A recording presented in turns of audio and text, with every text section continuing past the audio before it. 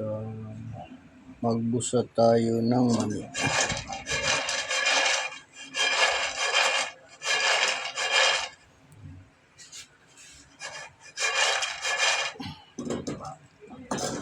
Binusang mani.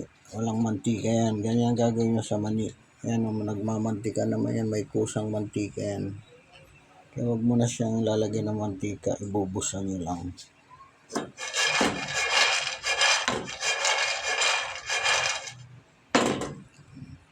Lapit na maluto yan. Yan.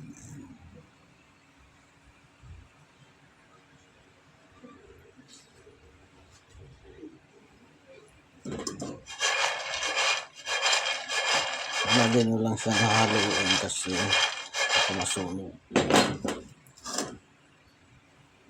Kunti lang apoy, ganyan lang. Lapit na maluto yan. Thank you for watching.